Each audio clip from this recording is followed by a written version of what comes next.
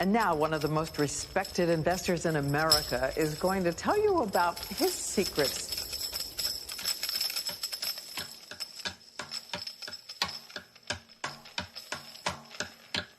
Warren Buffett. It's the sound of money. $9.2 Warren billion Buffett, the second richest man in America. He's estimated to be worth about $62 billion. It makes him the richest man in the world. You know, Buffett is not exactly what you might expect. Even though he's in the money business, he doesn't even own a calculator or a computer. He takes the long view, and it's made him billions, many billions. Maybe you can beat the House, but I don't think you can beat Warren Buffett. Buffett filed his first tax return at 13 years old. But he's no average billionaire, Tom. No, he certainly isn't, Matt. He's a $44 billion average Joe. Warren Buffett has an approach that doesn't make him very popular with his fellow billionaires. Warren Buffett, the boy from Nebraska who grew up to become the Wizard of Omaha. What was it about him that allowed him to become the richest man in the world? How did he do it?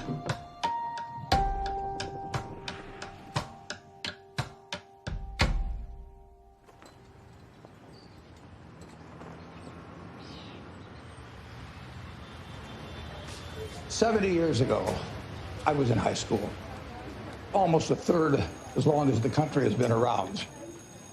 And when I was in high school, I really only had two things on my mind: girls and cars. and I wasn't doing very well with girls, so we'll talk about cars.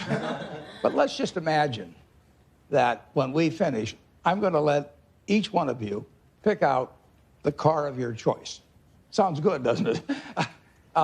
Pick it out, any color, you name it. It'll be tied up with a bow, and it'll be at your house tomorrow. And you say, well, what's the catch? And the catch is that it's the only car you're going to get in your lifetime. Now, what are you going to do knowing that that's the only car you're ever going to have and you love that car? You're going to take care of it like you cannot believe. Now, what I'd like to suggest is you're not going to get only one car in your lifetime, but you're going to get one body and one mind, and that's all you're going to get. And that body and mind feels terrific now, but it has to last you a lifetime. I'm on the way to the office. It's all of a 5-minute drive. Been doing it for 54 years. One of the good things about this 5-minute drive is that on the way there's a McDonald's, so I'll pick up something. Good morning. Thank you for choosing McDonald's. Go ahead and order whenever you're ready. I'll have a sausage McMuffin with egg and cheese. Anything else? That's it. Thank you. And I tell my wife, as I shave in the morning, I say either 261, 295, or 317. And she puts that amount in a little cup by me here, and that determines which of 3 breakfasts I get. Okay, 295. There's How the you 2. doing, sir? Hey, great. You're on candid camera. I see. Hello, everybody. When I'm not feeling quite so prosperous, I might go with the 261, which is 2 sausage patties, and then I put them together and pour myself a Coke. Hi, how are you?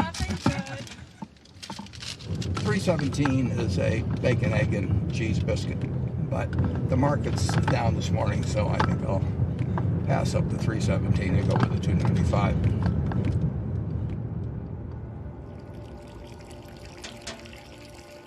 I like numbers. Started before I could remember. It just felt good working with numbers. I was always playing around with numbers in one way or another, and it was fun to have a bunch of guys over and have them betting on which marble would reach the drain first. I had a lot of energy as a kid. I was inquisitive, and I was the youngest one always in the class because I'd skip.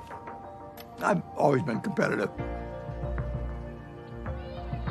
I like to read more than most kids. I really like to read a lot. My Aunt Edie gave me a copy of the World Almanac And that was heaven to me. And I can still tell you that the almost population was 214,006 in 1930. Some numbers just kind of stick with you. And very early, probably when I was 7 or so, I took this book out of the Benson Library called 1,000 Ways to Make $1,000. And one of the ways in this book was having penny weighing machines. And I sat and calculated how much it would cost to buy the first weighing machine and then how long it would take for the profit for that one to buy another one. And I would sit there and create these compound interest tables to figure out how long it would take me to have a weighing machine for every person in the world. I had everybody in the country weighing themselves 10 times a day, and me just sitting there like John D. Rockefeller's weighing machines. The allowance when I was a little boy was a nickel a week, but I liked the idea of having a little more than a nickel a week to work with, and I went into business very early. I started selling Coca-Cola door to door. I sold gum door to door, or sold Saturday Evening Post, Liberty Magazine, Ladies Home Journal, you name it. I think I enjoyed the game almost right from the start. But I like being my own boss. That's one thing I liked about delivering papers. I could arrange the route I wanted. Nobody was bothering me at 5 or 6 in the morning.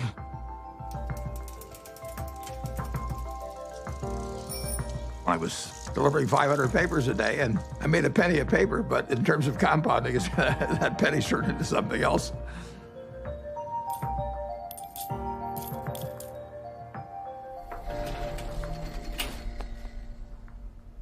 Einstein is reputed to have said that compound interest is the 8th wonder of the world or something like that. And it goes back to that story you probably learned when you were in grade school, where somebody did something for the king, and the king said, "What can I do for you?" And he said, "Well, let's take a chessboard and put 1 kernel of wheat on the first square, and then double it on the second and double it on the third." And the king readily agreed to it, and by the time he figured out what 2 to the 64th amounted to, he was giving away the entire kingdom. So it's a pretty simple concept, but over time, it accomplishes extraordinary things.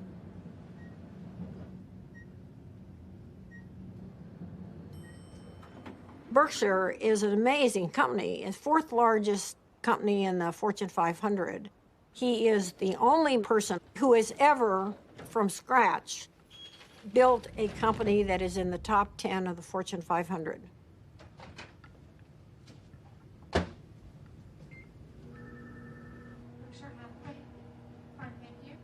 Well, Berkshire is a holding company of sorts. It owns a large number of separate businesses that operate independently of each other and, to a great extent, from the parent company, Berkshire Hathaway. What gold's been red hot? My favorite green gold. So strong. All right. Well, we're going to get more from you in a second. We have maybe 70, maybe 80 businesses, and we ask them to behave in a way that doesn't hurt our reputation at Berkshire Hathaway, but they run their own lives. Other people do most of the decorating of the office, so various things come in. Originally, when I moved in 1962, you can see this. I went down to the South Omaha Library, and I think for $1, I got 7 copies of old New York Times from big times like the Panic of 1907. This is one, 1929, obviously. But I wanted to put on the walls days of extreme panic in Wall Street, just as a reminder that anything can happen in this world. I mean, it's instructive art, you can call it.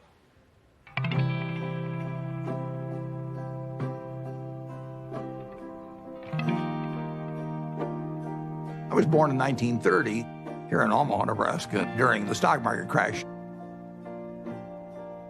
Well, my dad lost his job in 1931, a year after I was born. He was a stock salesman, and he had what little savings he had in the bank, and so he started his own company. He worked right through the Depression.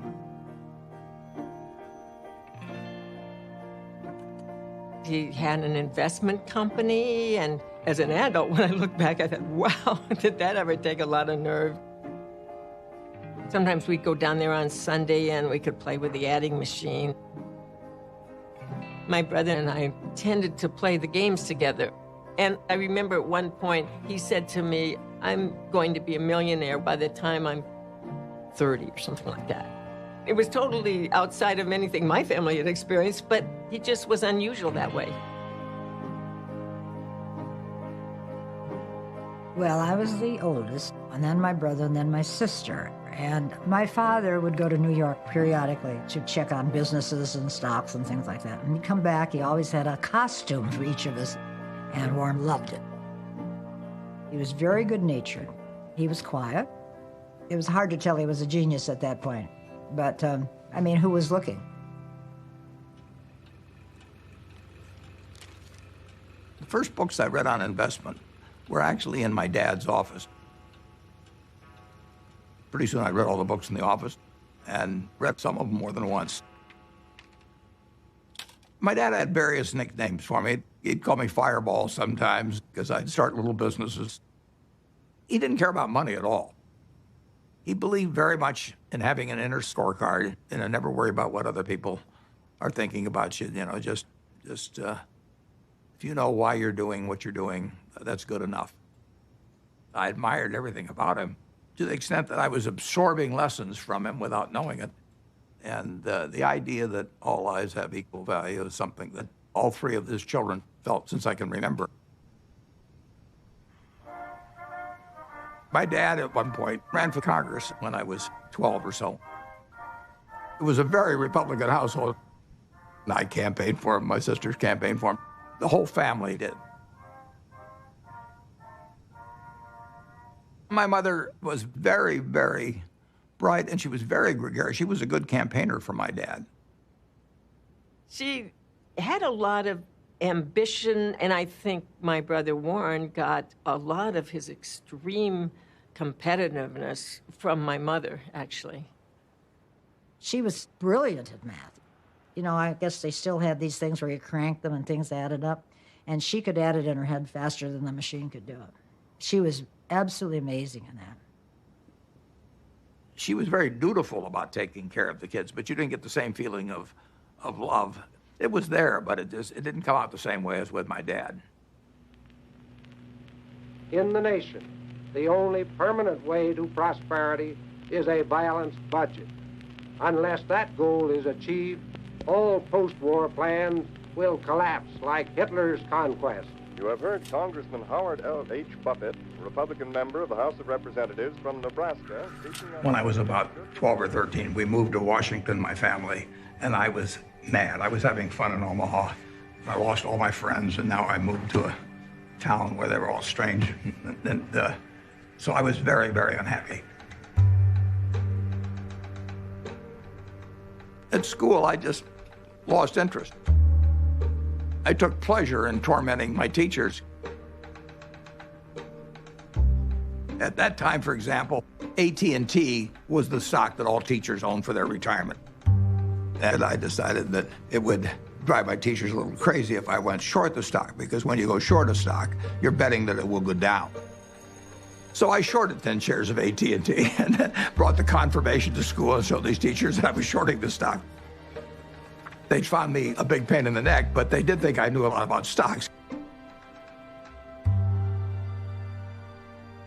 And then at home, my mother would have terrific headaches. And you didn't want to be around her when she was having the headaches. And she would lash out more. She would never do it in public.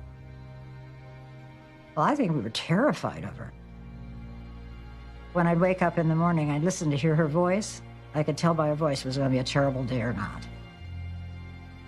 When she got difficult, the three children felt it. When I was at the low point, I decided that I would run away. So I talked two other guys into running away with me. We went out and we started hitchhiking. And then we got picked up by the highway patrol, and that scared the hell out of us. It's very interesting. My dad never really gave me help about doing this. But he finally said, you know, he said, you can do better than this. And just saying that, I felt I was letting him down, basically. So in all ways, He was teaching me. He never taught by telling me things. He just taught by example. He had unlimited confidence in me, even when I screwed up. And that takes you a long, long way. The best gift I was ever given was to have the father that I had when I was born.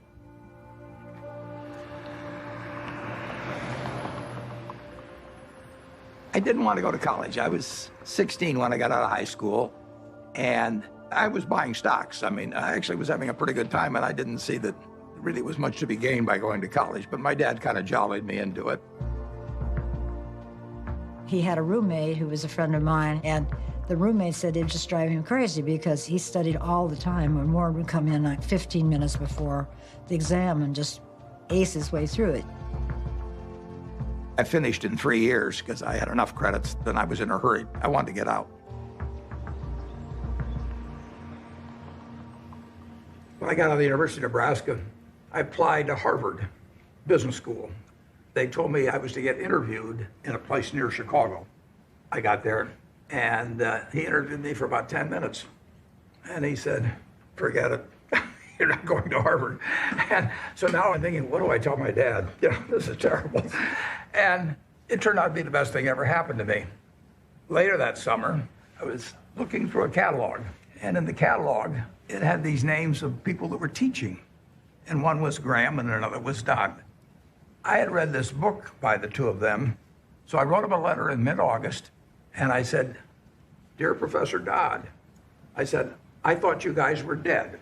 But now that I found out that you're alive and teaching at Columbia, I would really like to come. And he admitted me. So, you know, that it just shows you never can tell.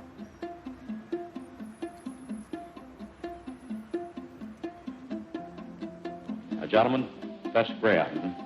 Ben was this incredible teacher. I mean, he was a natural, and he drew us all in. Are Wall Street professionals more accurate in the shorter term than the long-term forecast? Well, our studies indicate that you have your choice between tossing coins and taking the consensus of expert opinion. And the results are just about the same in each case. It was like learning baseball from a fellow who was batting 400. It shaped my professional life. There are 2 rules of investing, according to Warren, and he learned this from Ben Graham. Rule number 1, never lose money. Rule number 2, never forget rule number 1. Ben Graham basically coined the term value investing. He believed in careful scrutiny of a company's financial statements, and that if you bought value, it would eventually prove out. A few years ago, I went to Amazon, and sure enough, they had this manual there. So while reliving my youth, other guys were going to Amazon probably and buying old Playboys or something, but I bought old Moody's manuals instead. And when I got out of school, I started selling stocks. I was 20 years old at the time and looked about 16 and acted about 12. So I was not the most impressive salesperson anybody ever met.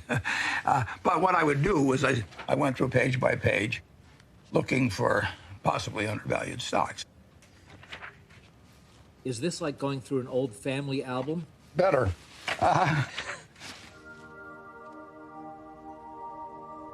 When I got out of business school at Columbia, I developed pretty decent skills in terms of business, but I hadn't really come to terms with the world exactly. What were you like around girls back then?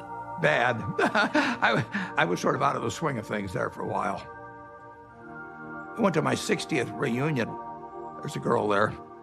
I took her out one time to the Uptown Theater in Washington, and I asked her whether she remembered what movie we saw, and she said, no, I don't remember that. And then she said, but I do remember one thing.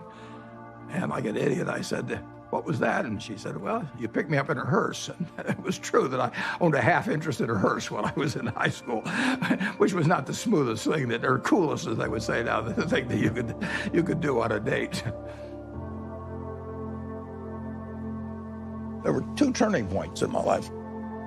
Once when I came out of the womb, and once when I met Susie, basically. She was the girl, yeah. But it took her a little longer to figure out I was the boy. I was going to be his youngest sister's roommate at Northwestern.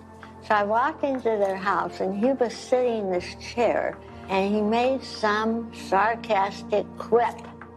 So I made one back. I thought, who is this jerk? And that's how we met, yes.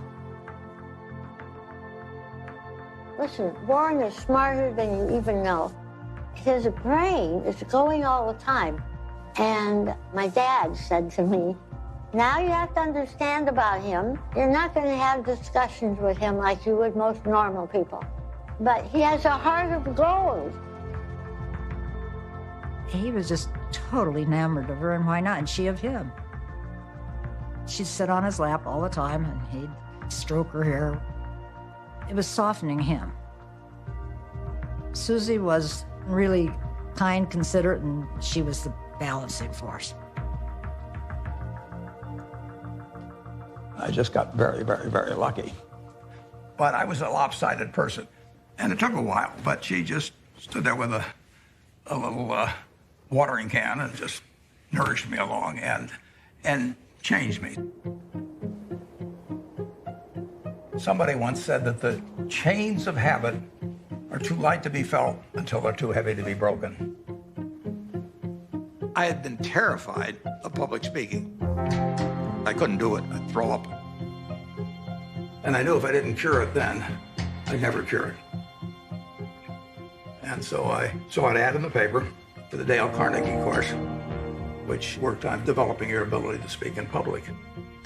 And I went down there. Be sincere. A good smile has the same effect as a puppy's tail. When a puppy wags... They made us do all these crazy things to get out of ourselves, and so we stood on tables and did all kinds of things.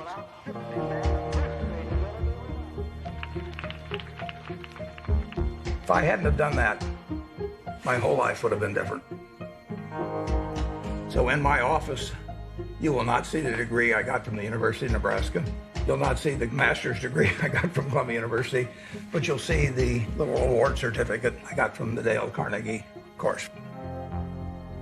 As a matter of fact, every week, the instructor would give a pencil to whoever had done the most with what we'd learned the week before. And so in the fourth or fifth week, I proposed to her mother, and she said yes. And so that week, I won the pencil, and I also got engaged. I mean, it was an incredible week.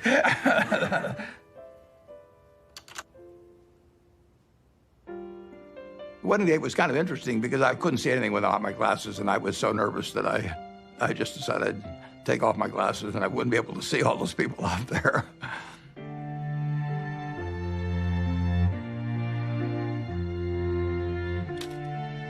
She was 19 when we got married, and I was 21.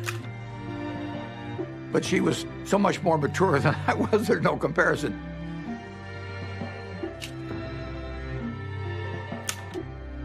She was a better person than I was. But when you get married, it's not a question of saying I'm going to put a 14% factor in for humor and 17% for intellect and 22% for looks. It doesn't work that way. I knew it was the right decision, and it was.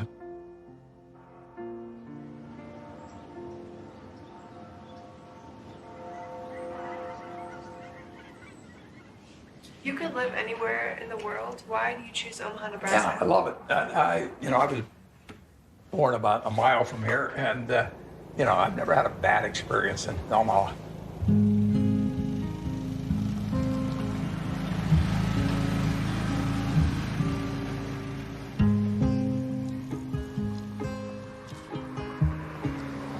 Omaha and Nebraska are home to me.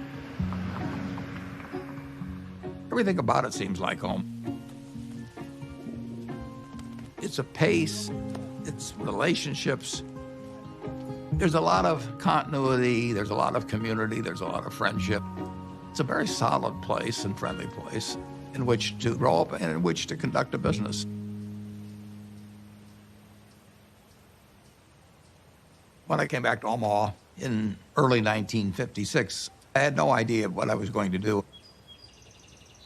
But a few months after I came back, some members of the family said, what should we do with our money? And I said, well, I'm not going back in the business of selling stocks, but if you would like to join me in a partnership, I said, I'll be glad to do it. So within a couple of months after coming back, I set up the first partnership.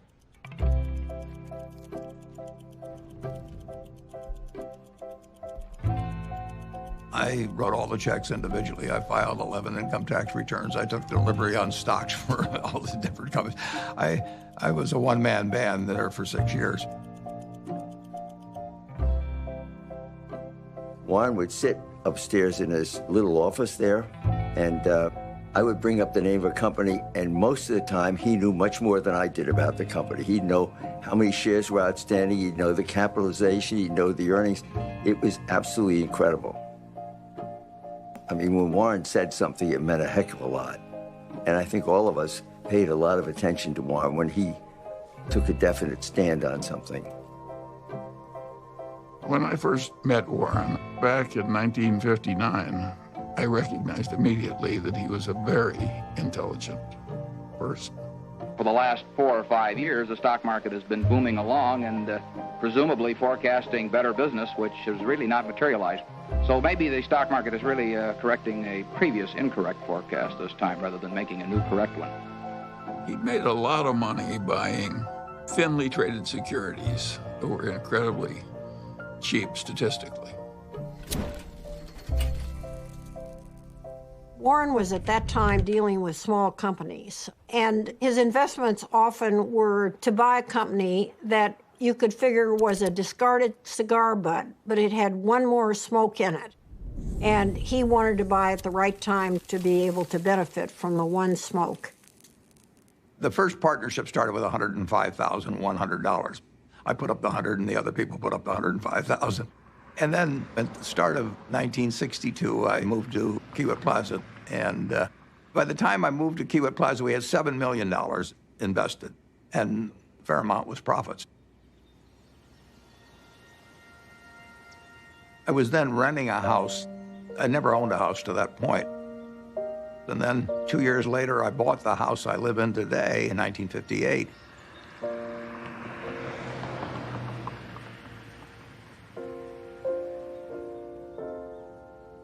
We had 3 children, Susie and I.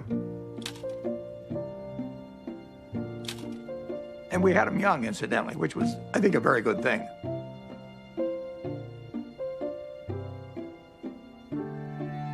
My daughter Susie was born here. I named her Susie just like that as soon as I looked at her, because she looked just like her mother.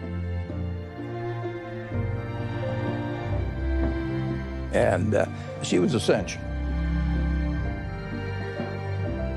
And then Howie was, this absolute bundle of energy, which made things very difficult for Big Susie for a while.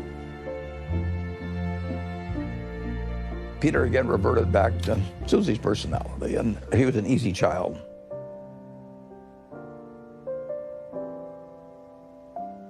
Well, I would describe my childhood as normal, but who knows what normal is. People often think, well, Warren Buffett was this famous rich guy. He was not famous and he wasn't rich when we were growing up.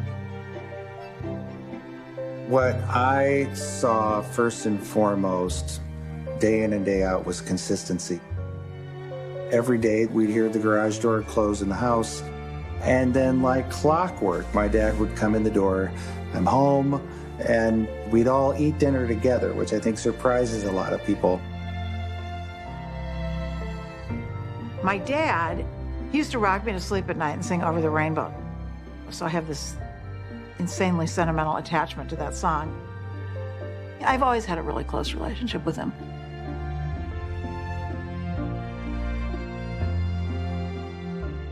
I've got 3 very different kids, and they've got a common heart, which they got from their mother. She did most of the work, by far, of bringing up the children, which was probably a good thing. They have more of her qualities than mine, which I would recommend.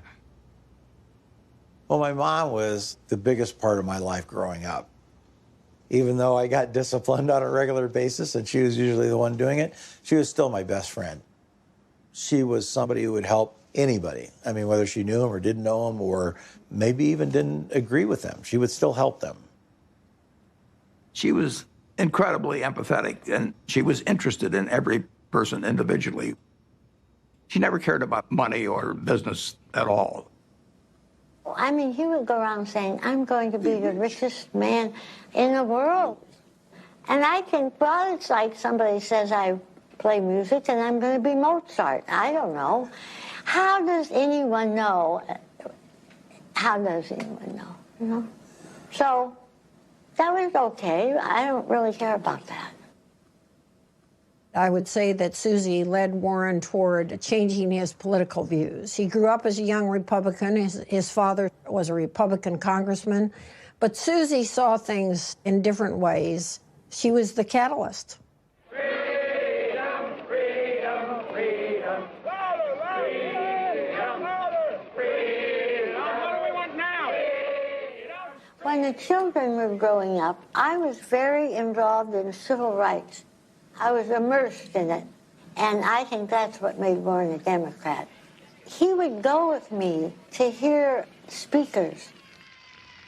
I remember that speech that Martin Luther King gave. That was one of the most inspiring speeches I've ever heard. Took me right out of my seat. My wife was with me, and we both had the same experience. It was interesting. In that speech, he talked about truth forever on the scaffold, wrong forever on the throne, but that scaffold sways the future. Well, he was going to be dead in 6 months, but that scaffold did sway the future. My wife was more active than I was, but I was 100% with her mentally. I was just working a little more on my own investments. But it did make a difference what we were going to do with the money after we made it. I thought I would pile it up over the years, then she would unpile it in terms of running one very large foundation. And I was particularly good at compounding money, and therefore society would benefit by waiting. I was genetically blessed with a certain wiring that's very useful in a highly developed market system where there's lots of chips on the table, and I happen to be good at that game. Ted Williams wrote a book called The Science of Hitting, and in it he had a picture of himself at bat and the strike zone broken into, I think, 77 squares. And he said if he waited for the pitch that was really in his sweet spot, he would bat 400, and if he had to swing at something on the lower corner, he would probably bat 235. And in investing, I'm in a no-called strike business, which is the best business you can be in. I can look at 1,000 different companies, and I don't have to be right on every one of them or even 50 of them. So I can pick the ball I want to hit. And the trick in investing is just to sit there and watch pitch after pitch go by and wait for the one right in your sweet spot. And if people are yelling, swing you bum, ignore them. There's a temptation for people to act far too frequently in stocks simply because they're so liquid. Over the years, you develop a lot of filters.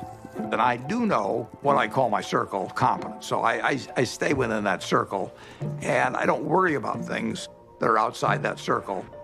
Defining what your game is, where you're going to have an edge, is enormously important.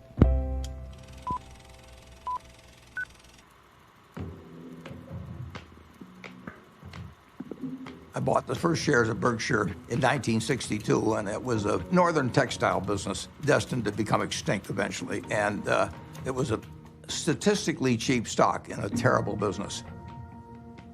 Berkshire Hathaway was closing mills, and as they closed mills, it would free up some capital, and then they would repurchase shares. So I bought some stock with the idea that there would be another tender offer at some point, and we would sell the stock at a modest profit. And at one point, the management asked me at what price we would tender our stock, and I said $11.50. And the tender offer came out a few months later, and it was at $11 3/8, which is 1/8 of a point cheaper. And that made me very mad, so I just started buying more stock. I just felt that I'd been double-crossed by the management, and in May of 1965, I bought enough so we controlled the company. and we changed the management.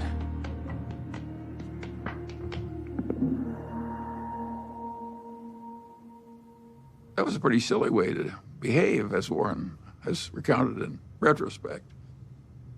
One of the reasons Warren's successful is he's brutal in appraising his own past. He wants to identify misthinkings and avoid them in the future. But it was an accident that he chose Berkshire Hathaway. If the chairman hadn't tried to cheat him out of an eighth, there wouldn't have been any Buffett-Berkshire Hathaway history. If you're emotional about investment, you're not going to do well. You may have all these feelings about the stock has no feelings about you. Looking back, it's interesting, that tender offer, I didn't realize it, but it happened about 5 days after my dad had died, and whether that had affected me or not, I don't know. Do you remember your last conversation with your father? Yeah, but I don't want to talk about it.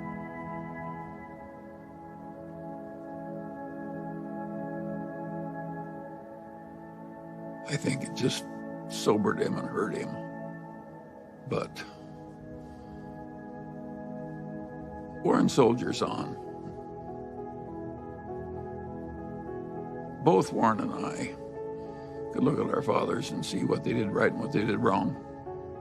Warren's father was a real old-fashioned right-wing ideologue. And his father was so intense about it that Warren just decided that it was a mistake. It cabbaged up your head to be that much of an ideologue. So he loved his father, but he didn't want to become that much of a true believer in anything. My politics became more overt after my dad died. Civil rights changed my views. You know, in 1776, Thomas Jefferson wrote, "All men are created equal," and then when they wrote the Constitution, they all of a sudden decided that, no, it was just 3/5 of a person if you were black. I mean, that struck me as kind of crazy. I was talking to him one day about some racial issue, and he said to me, "Wait till women discover they're the slaves of the world." Now, how many men were cognizant of that, and even women then? The initial example is really my mother. She came from a generation where the main function of the wife was to help her husband in the job. And my sisters are fully as smart as I am. They got better personalities than I have, but they got the message a million different ways that their future was limited, and I got the message that the sky is the limit. And it wasn't due to a lack of love or anything of the sort. It was the culture. On the other hand, you can look at the flip side of that and say it's quite encouraging, because if you look at what this country accomplished only using half of its talent, you know, just think of the potential for the future. I'm enormously bullish on America over the future, and part of the reason is that we, by some rather stupid decisions, essentially put half our talent on the sidelines. Warren is probably the most rational person I've ever met. Charlie Munger would be a close rival. And Charlie became a man that Warren depended on heavily. And I think his first experiences in the discarded cigar butt era convinced him that it was not exactly where he wanted to be. He'd made so much money for so long doing what he'd been taught by Ben Graham, which is to buy these very cheap stocks. And if they were cheap enough, he didn't care it was a lousy company and a lousy management. He knew he was going to make money anyway just because of the cheapness. Charlie Munger has had a big impact on me in moving me toward looking for wonderful companies at fair prices rather than fair companies at wonderful prices. And that was enormously important because it enabled Berkshire to scale up in a way that would have been impossible to do otherwise. Yep. What are the key indicators you look for within companies before making an investment? Well, I look for something that does give them a moat around it. We have a company called See's Candy out on the West Coast. See's Candy is boxed chocolates. If you give a box of See's chocolates to your girlfriend on the first date and she kisses you, we own you. You know, I mean, we can raise the price tomorrow and you'll buy the same box. You're not going to fool around with success. So the key there is the response. You do not want to go home on Valentine's Day and say to your wife or your sweetheart, preferably they're the same person, you don't say, here, honey, I took the low bid. It doesn't work. Price is, to a degree, is immaterial. If you've got an economic castle, people are going to come and want to take that castle away from you. And you better have a strong moat. You better have a knight in the castle that knows what he's doing. You're not buying an asset, you're buying a name, you're buying a brand, you're buying a real franchise here. And Charlie was more responsible for that than anybody.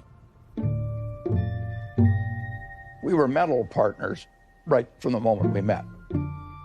I want to know, going back 50 years, what it was like when you first met Warren.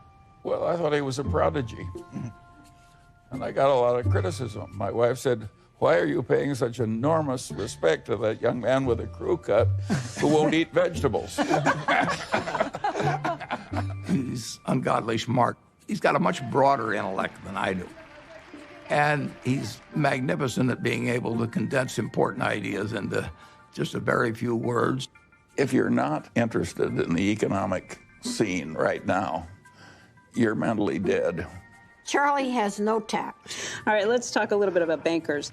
Charlie on Friday compared them to heroin addicts. Yeah, well, that's colorful, Charlie, but I would not have chosen that. I once wrote of him that when they handed out humility, he didn't get his fair share. The ideal way to run a headquarters is to have one man, preferably over 80, sitting in an office by himself. Anything else is pure frippery. He's always honest in what he tells me, so I listen to him. We never had an argument. We just kind of roll with it easily. Suppose Warren doesn't want to do something that I would have done. And suppose that happens 4 times over 40 years or something. What the hell difference does it make to me? Net, the record is working out fine.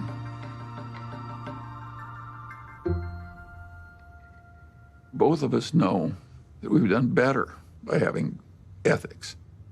Warren's not interested in making money by cheating people.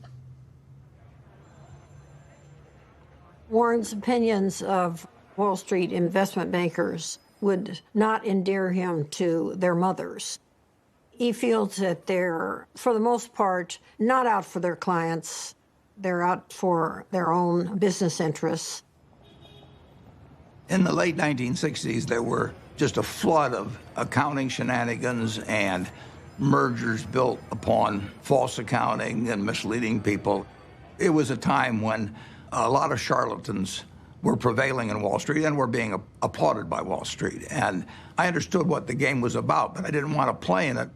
So I closed down the partnership at the end of 1969, and I took on the title of chairman for Berkshire Hathaway.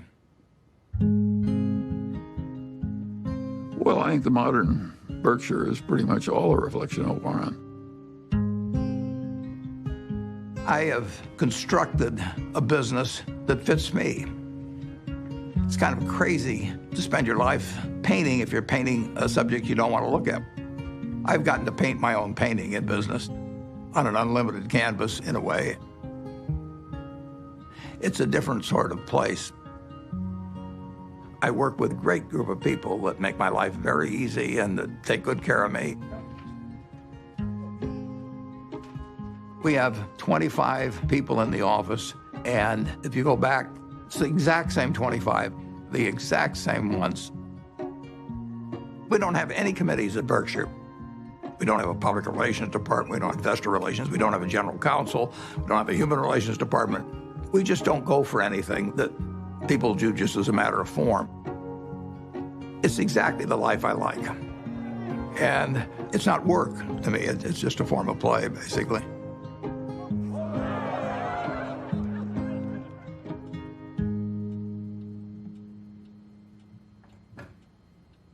Well, I like things quiet. I shut the door, actually, at the office because I don't want to hear anybody talking outside. And I still probably spend 5 or 6 hours a day reading. Well, what's amazing is the stuff he remembers. It's like a little computer, you know. I keep thinking the hard drive will run out of space, but it doesn't. He's one of the smartest people we know. So I was at a couple of the family dinners at the Gates house where Mary, Bill's mom, was trying to convince him to come out to the family place at Hood Canal to meet Warren Buffett. And he was resisting because he was really busy with Microsoft. And finally he said, Mom, okay, I'll come for lunch. So the two of us flew out there somewhat reluctantly because, you know, buying and selling stocks, which is how I thought of Warren, wasn't a particular interest to me and didn't seem like value added. It turned out that was completely wrong. We knew that day that we'd be very close friends. In fact, we just couldn't get enough of each other. Shortly after I met Bill Gates, Bill's dad asked each of us to write down on a piece of paper one word that would best describe what had helped us the most. Bill and I, without any collaboration at all, each wrote the word focus. Well, focus has always been a strong part of my personality. If I get interested in something, I get really interested. If I get interested in a new subject, I want to read about it, I want to talk about it, and I want to meet people that are involved in it. We both love to work hard. You know, neither of us like frivolous things. You know, he doesn't know much about cooking or art or a huge range of things.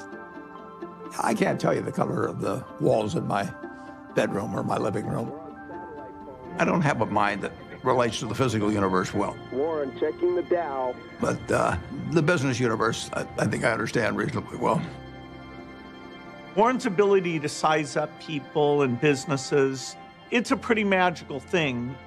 He is the best at that of anybody we know. We should all try to be 20% as good at that. I like to sit and think, and I spent a lot of time doing that. And sometimes it's pretty unproductive, but I find it enjoyable to think about, particularly about business or investment problems. They're easy. It's the human problems that are the tough ones. Sometimes there aren't any good answers with human problems. There's almost always a good answer with money.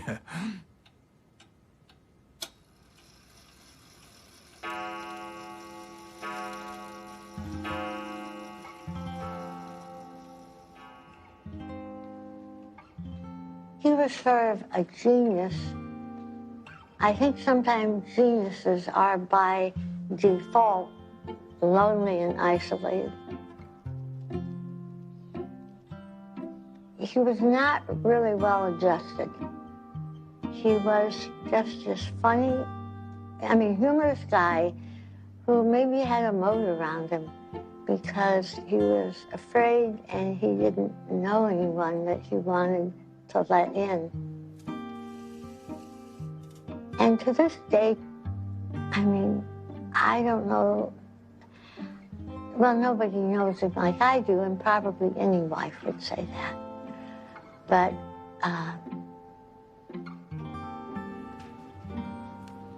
he's a loner in a sense.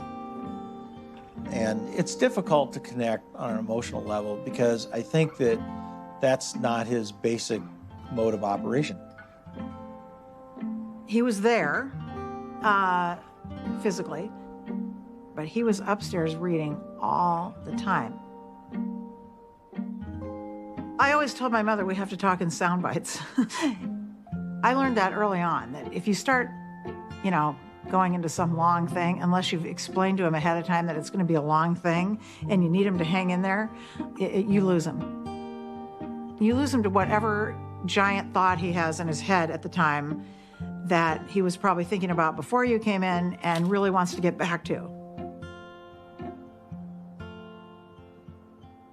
He's not like the rest of us. I don't think my dad ever took anybody for granted, but you are a little bit blind, I think, sometimes to what other people might be doing behind the scenes. And my dad's gotten a little bit of a pass. Warren can't find the light switch, and it's probably my fault. One time, years ago, when the kids were little, I was feeling really sick. I had the flu, so I lay down on the bed, and I said to Warren, will you get me a pan or something from the kitchen? I may not get to the bathroom. I feel so sick. He said, okay. So he traveled down to the kitchen, and I hear this bang, biff, boom, bang. And he comes up and he brings me a colander, and I looked at it and I said, look, honey, this has holes in it. Oh, okay. So he ran down, all this banging with him. He comes up and he puts the colander on a cookie sheet.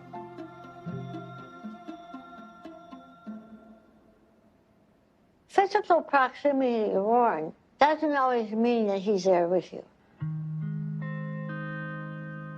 He's so cerebral, you see. And that's why I learned to have my own life. We were two parallel lines, but very connected when he was open to connecting. I did make a joke at one point. I said, you know, we could make a tape of Mom yelling, you know, bye, Warren, I'll be back later, and then have the door slam, and you would just think she was here. I don't think he knew what she was doing most of the time. Once Howie and I were both gone, as we've gotten older, she started to see the writing on the wall here and, you know, just started trying to figure out how she could at least have some more, she called it, you know, a room of her own.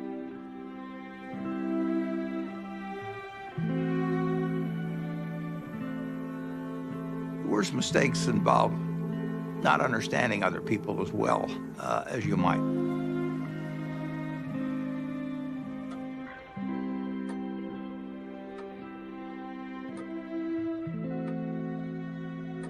Well, she left Omaha in 1977, and there really isn't much to say about that.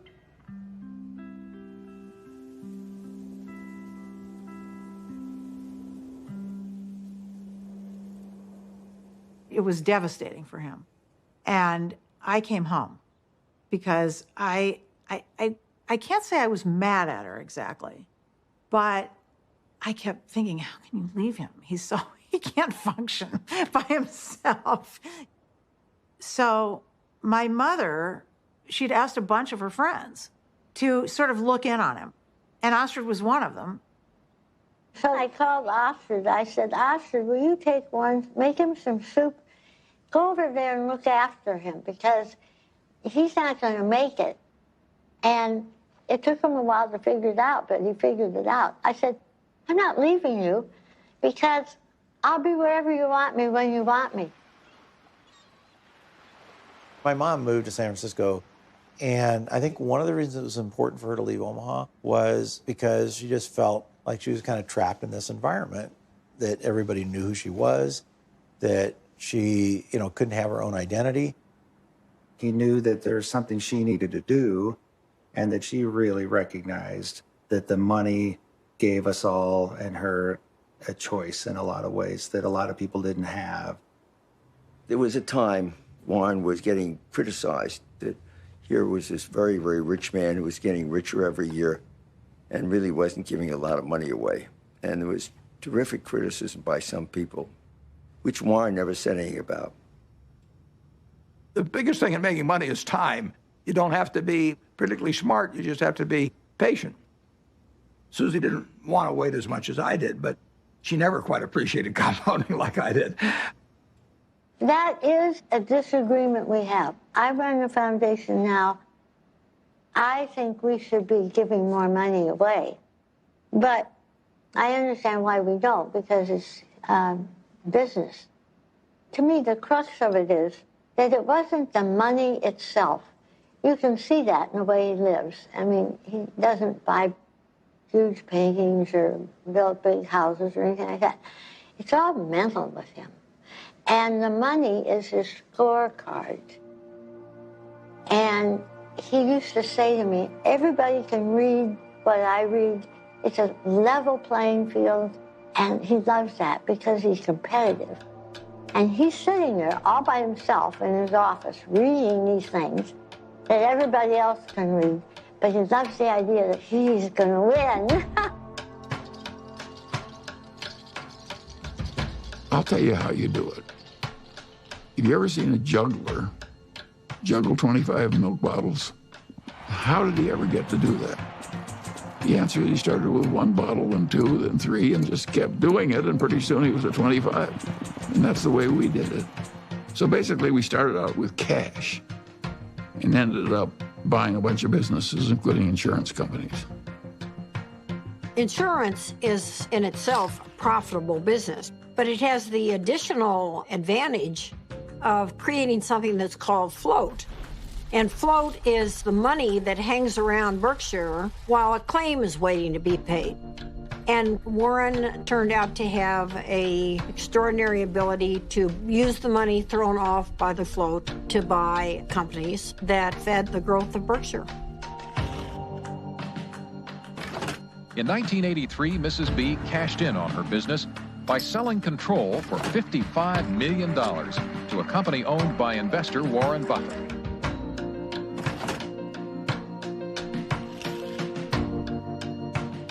Warren was quite an expert about newspapers. He got interested in the Post because he recognized it as a greatly undervalued company. He had to write me a letter. Dear Mrs. Graham, I've just bought 5% of your company, and I mean you no harm. And I think it's a great company. I know it's Graham owned and Graham run, and that's fine with me. And I thought, whoa, this guy's really terrific. He used to come to board meetings with about 20 annual reports, and he would take me through these annual reports. I mean, it was like going to business school with Warren Buffett. Kay Graham did introduce Warren to the world of Washington, entirely different group than he had ever dealt with before. It was clear that working with Kay gave him a different kind of confidence, and he was the star. Everyone wants to hear what Warren Buffett has to say. The Oracle of Omaha, building his image and having some fun. Berkshire shares have increased more than 2,000% in value. One of the largest market capitalizations in the world, and it could grow a lot larger since Warren Buffett shows no sign of slowing down. So how did he do it? By investing in what he knows and understands. Good old-fashioned American brands like Coca-Cola, Fruit of the Loom, and Dairy Queen. What inspired you? This inspired me. Find what you like. Is that what Yeah, absolutely. Today, the Coca-Cola Company will sell almost 2 billion 8-ounce servings of one form or another of Coca-Cola products. Now, if you get an extra penny a day, a penny a serving, that's $20 million a day. That's $7.3 billion a year from 1 penny more. When you own Coca-Cola, you own a little piece of the minds of billions and billions of people. That is really good. Who's got the most $100 bills these days? Well, his name is Warren Buffett in this country, and he has just displaced his friend Bill Gates as the richest businessman in the world.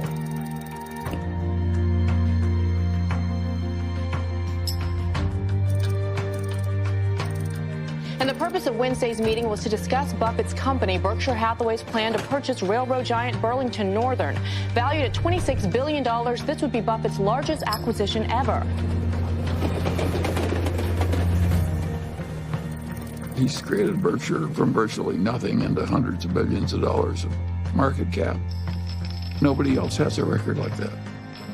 He wanted to have an outstanding reputation, that he never really upset the apple cart when he bought a business, that he kept the management in place. He was establishing a reputation that paid off later in life. It's been building and building ever since I've known him. It takes 20 years to build a reputation, and it takes 5 minutes to lose it. When Warren made his investment in Solomon, I was one of the people, along with many, many others, who were quite amazed because he had taken a very critical tone in talking about investment bankers and about their greed. And here he was investing in one, Solomon Brothers, that was known to be a member of the club. Warren and Charlie went on the board, and Charlie couldn't stand what was going on there and didn't like the culture at all.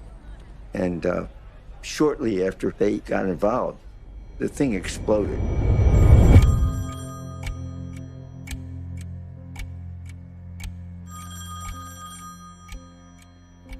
In 1991, on a terrible day in August, I got a call, and the two top officers of Solomon were on the other end, and they said that we had a problem. This is NBC Nightly News. Good evening. It is the kind of scandal that rocks Wall Street and raises questions about the integrity of our financial institutions. With the giant securities firm of Solomon Brothers under investigation for improper trading of treasury bonds. Solomon admitted it exceeded the limits of trading in government bonds, once by buying bonds in the name of a customer who didn't even know about the deal. Solomon Brothers is under investigation by the Treasury Department, the Federal Reserve, the SEC, and the Justice Department. But more important than the fate of the firm itself is the impact their actions could have on the public trust and on the credibility of the American market worldwide. The company owed $150 billion. It owed more money than any other private company in the United States at the time. And that night, I met with the man that ran the Federal Reserve of New York, who was the sheriff, in effect. And I said, I've never really owed very much money before. I said, I've got a little mortgage on a house, but $150 billion is a little staggering. And I was hoping he would say, well, don't worry, Warren, we'll give you a few weeks to breathe. And he said to me, prepare for any eventuality.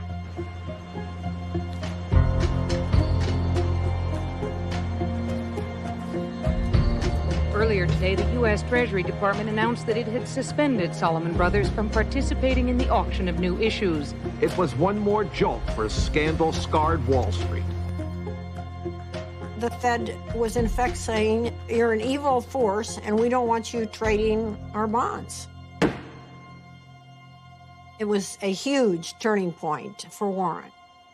And he believed that at that particular point, his reputation was on the line. Warren had 24 hours to make up his mind as whether he was going to go forward or just bow out. And I think at that point, Solomon Brothers could have gone into bankruptcy. And Warren stepped up and took responsibility.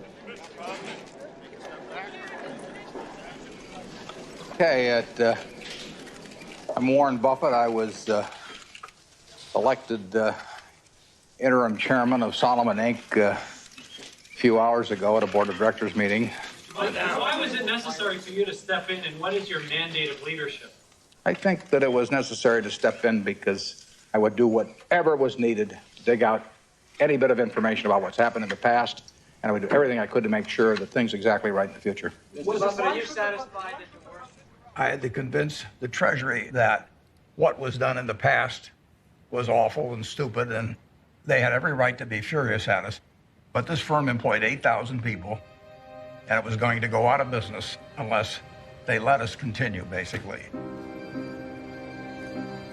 Warren believed that there was a too big to fail scenario. The term was not used then, but he believed that Solomon was too big to fail. And if Solomon went down, it would take other important parts of Wall Street with it. We had this death knell from the Treasury, so I called the Treasury. Nick Brady was the secretary. I'm pleading for my life, and I'm sure my voice was cracking and everything else. I said, Nick, this is the most important day of my life. And that I really did feel that it was going to be a colossal disaster. He wasn't sure I was right at all. In fact, he probably thought I was wrong, but he knew that I felt what I was saying. So the Treasury modified its order, and in effect, of course, it was quite an endorsement. It was huge.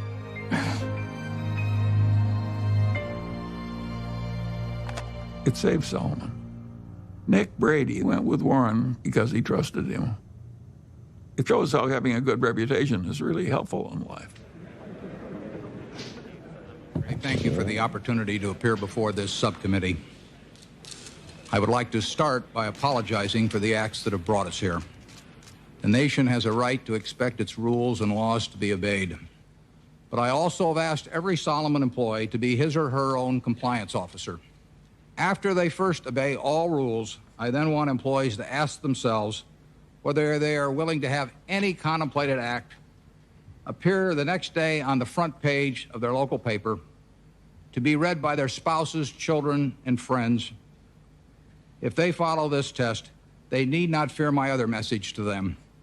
Lose money for the firm, and I will be understanding. Lose a shred of reputation for the firm, and I will be ruthless. I welcome your questions.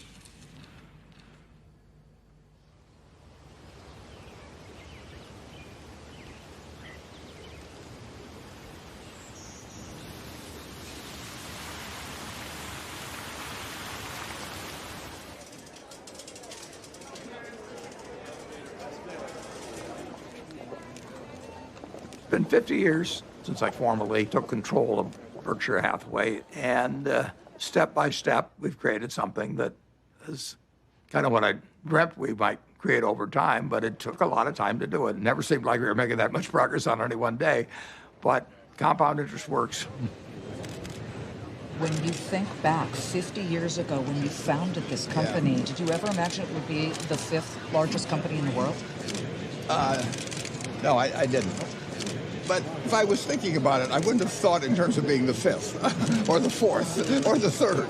You would have wanted number 1. Well, I mean, if you're going to dream, you might as well dream.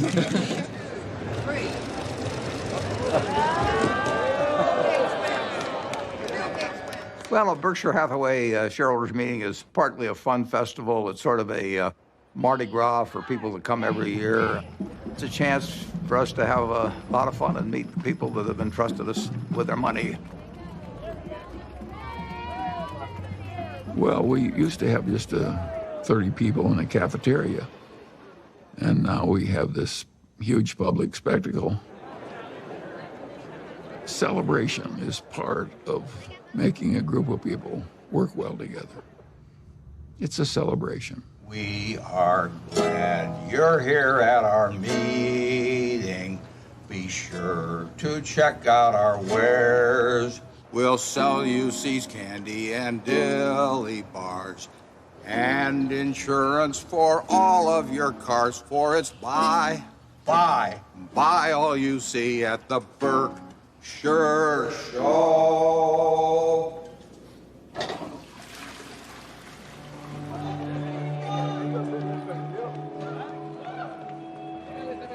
He truly loves to do what he does. I think investors who own Berkshire Hathaway, they see themselves as a part of a community. There are more long-term holders of Berkshire than any company. People consider it a religion. They don't buy it with the idea they're going to sell it next week. I think most of them buy it with the intent of holding it for their lifetime, just like they'd buy a farm or buy an apartment house. At Berkshire, everybody gets the same information from the comprehensive annual report. We don't meet with the analysts. I'm not interested in what an analyst thinks about Berkshire. I'm interested in what the owners of Berkshire think about Berkshire. He came out of a private partnership where people he knew were trusting him. And he had his relatives in the partnership, and they were not rich. And as it got bigger, started treating everybody else the way he treated his relatives. In terms of our feeling toward the people who are shareholders, we regard them as our partners. They're not some faceless group of people, and that's why at the annual meeting, I love seeing 40,000 of them. It gives real meaning to what we're doing every day. Let's try. If you knew Susie like I know Susie, what a gal. We just have a lot of love and respect for each other, and that's never changed. I don't go to most things in Omaha because I think Astrid lives there with him, and that's for her to do. And then we do all kinds of things. Strange as it may seem to people, I always think, who cares? If it's working between the people who are directly involved, who cares what anyone thinks? And my mother and Astrid were very close. They really, really loved each other. And I think that my mother was glad that she was there because she loved my dad. She wanted him taken care of and happy, and there's no one better than Astrid. I mean, she loves my dad. She wouldn't care if he had 1 cent. Well, Astrid had lived with me for a long time. She's done wonders for me. It worked well, but I don't think it'll work for lots of other people necessarily. Susie and I loved each other, and we admired each other, and we were totally in sync with what the other was doing, but we were two different individuals.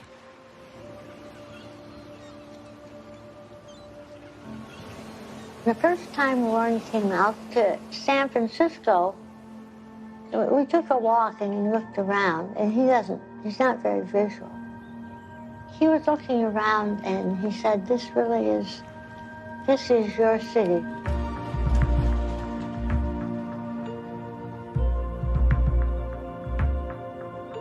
I am so drawn to color and light and form and nature that he thought it was a good place for me. Over the years, I've developed a better understanding of human nature. I can learn a lot about investments out of a book, but I don't think you can learn as much about human beings. You really need some experiences, and I'm wiser in that respect than I was 40 or 50 years ago, even though I can't rattle off numbers the same way I used to be able to.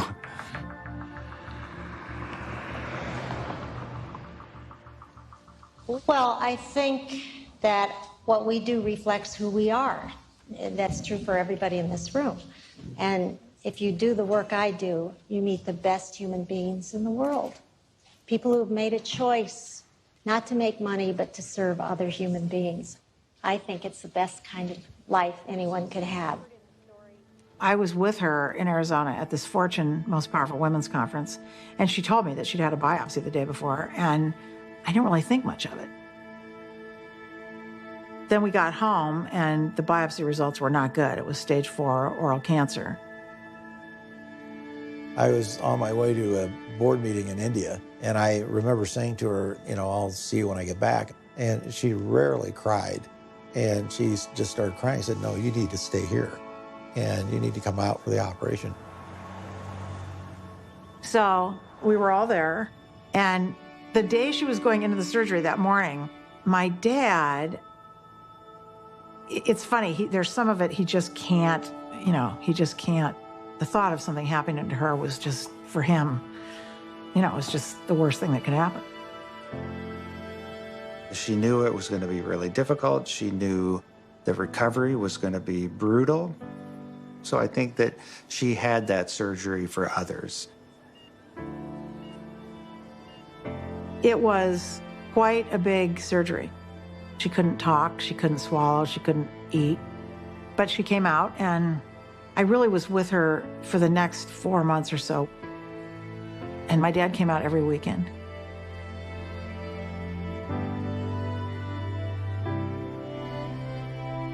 And in a few months, she was doing better.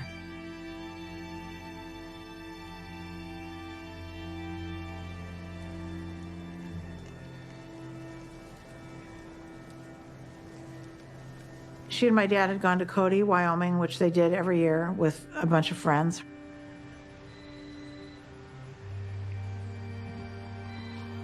And my dad called, this was, 8 o'clock at night or something. And he said, something happened to Mom. I'm in an ambulance. You need to come. I actually thought something happened to my dad. I don't know why I thought that, but I guess I thought, my mom had this recovery, it was successful, and why would anything happen to her?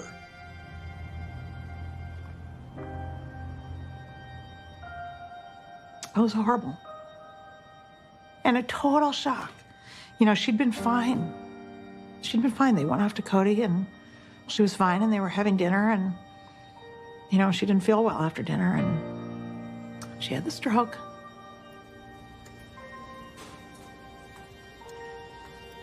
We went into the hospital room, and my dad was sitting there. He'd been sitting there all night, holding her hand. I was so proud of him, because when it came down to it, he knew what he was supposed to do, and he did it, which was nothing. So my dad went to sleep, and I sat with her, and I just kept putting my hand on her heart to see if she was breathing. And at one point, I didn't feel anything. So I went out and I got the nurse. And I said, can can you come in here? And she said, no, she's gone. So I have to say one of the worst moments of my life was waking my dad up to tell him that.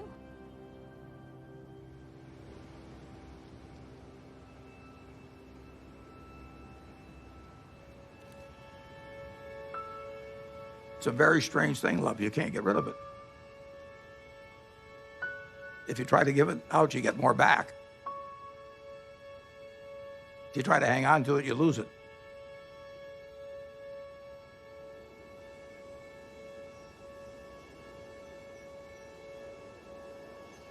Susie really put me together.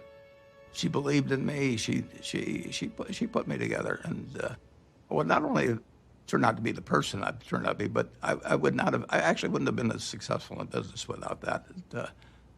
She made me more of a whole person.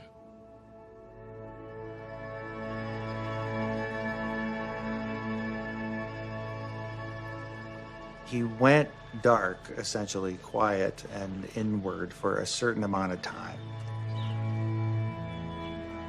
You know, my dad is a solitary guy, and he had lived essentially a solitary life in a lot of ways. I think it came down to him figuring out how he was going to get through this tunnel and get out the other side.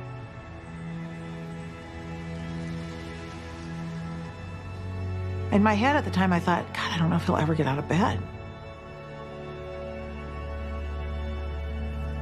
But he did.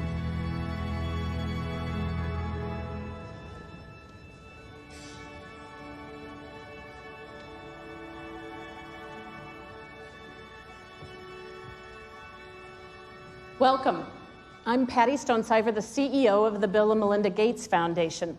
And we appreciate you coming today, especially since I sent a very vague and very late notice to ask you to come to a conversation with Bill and Melinda on the future of philanthropy.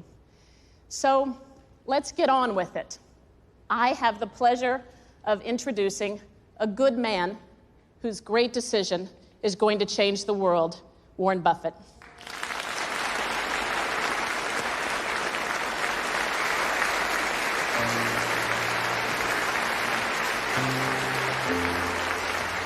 A remarkable decision tonight from one of the richest men in the world.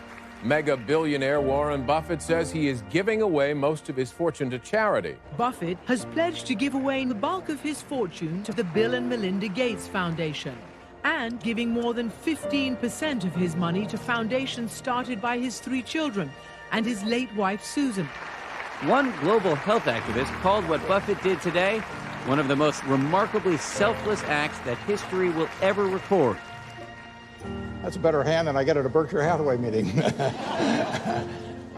I'd like to thank you for coming. It's a great day for me. It's a great day for my family. My wife, Susie, and I had planned that whatever I made would go back to society. And originally, I thought she would outlive me and that she'd make the big decision on it. But since her death, I had to rethink the best way to get the money into society and have it used in the most effective way. And I had a solution staring me in the face. It was completely out of the blue. I mean, amazing. The largest single gift ever given was what he gave away that day. I'd like to ask the people representing those various foundations to come out. First 3 letters are easy to sign. I just signed Dad.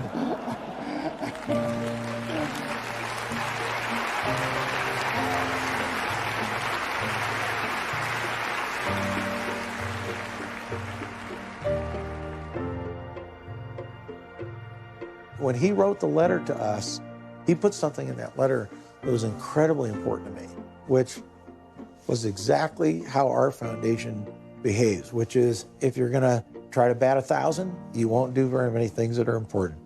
But if you're willing to basically strike out a few times, you can really change something big. ICCN!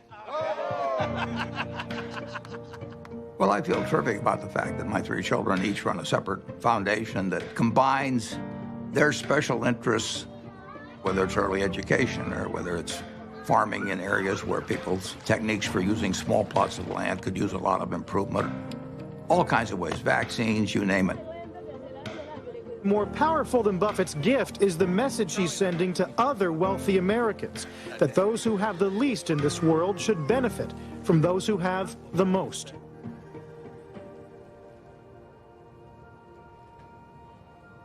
In my entire lifetime, everything that I've spent will be quite a bit less than 1% of everything I make. The other 99% plus will go to others because it has no utility to me. So it's silly for me to not transfer that utility to people who can use it. It's doing me no good.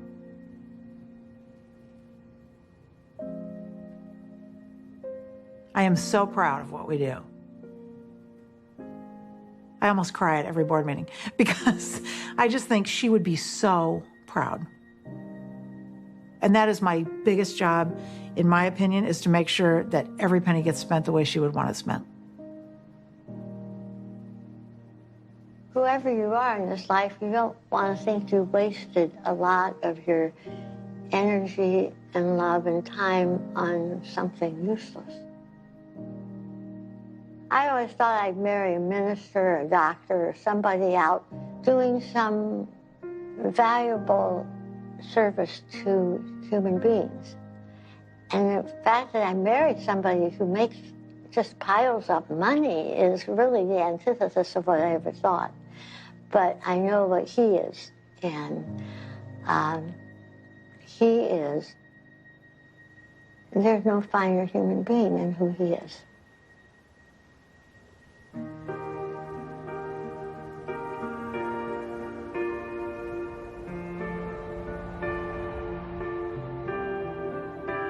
The truth is that I'm here in my position as a matter of luck.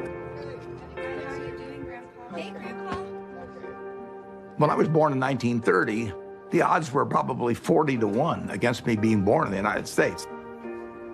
I did win the ovarian lottery on that first day, and on top of that, I was male. Put that down as another 50-50 shot, and now the odds are 80-1 against being born a male in the United States. And it was enormously important in my whole life.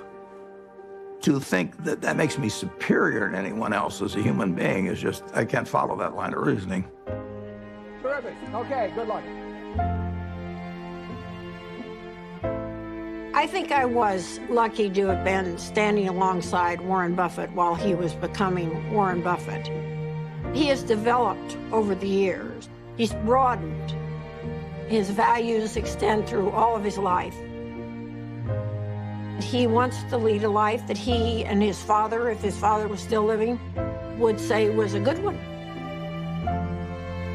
I think he's going to end up in the history books 100 years from now. I'm not sure what role he's going to be assigned. Will he be famous for what he did as an investor or as a philanthropist? But Warren said that his ambition in life is to be a teacher.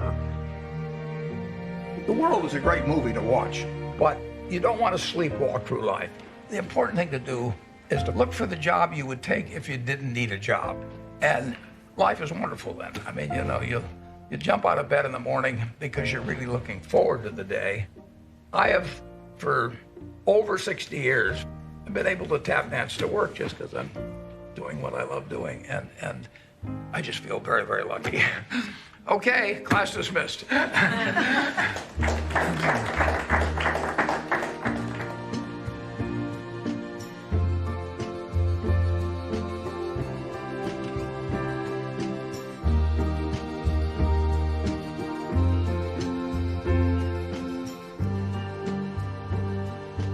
Hi. Do you fear death? No, I don't. I've had a terrific life. I feel, you know, it's going to happen. And I have no idea what happens after it. I'm an agnostic, so it may be terribly interesting. It may not be interesting at all. We'll find out. But physically, I'm pretty well depreciated. I'm getting down to salvage value.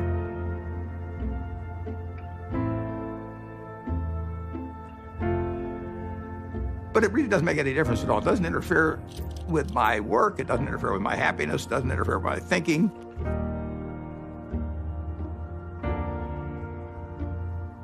I don't feel any diminution in my enjoyment of life or enthusiasm for life at all. In fact, in a sense, the game that I'm in gets more interesting all the time. It's a competitive game, it's a big game, and I enjoyed the game a lot.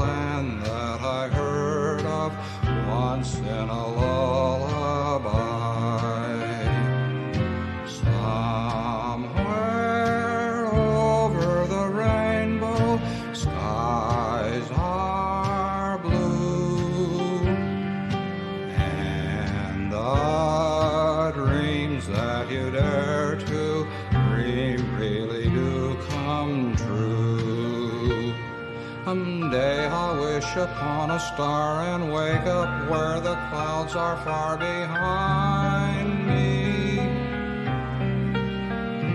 where troubles melt like lemon drops away above the chimney tops.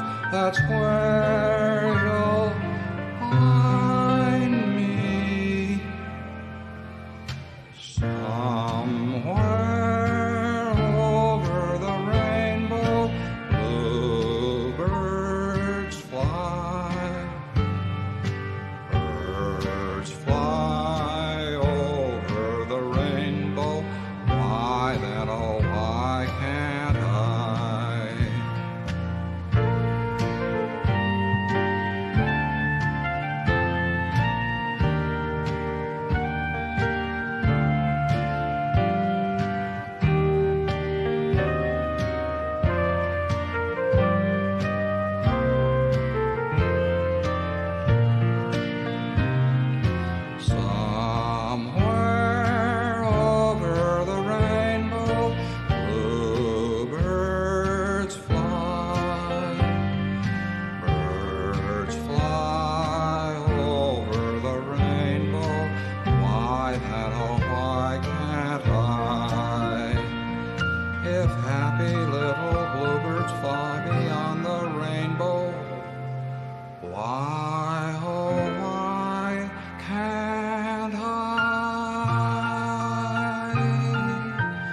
Good night, Susan.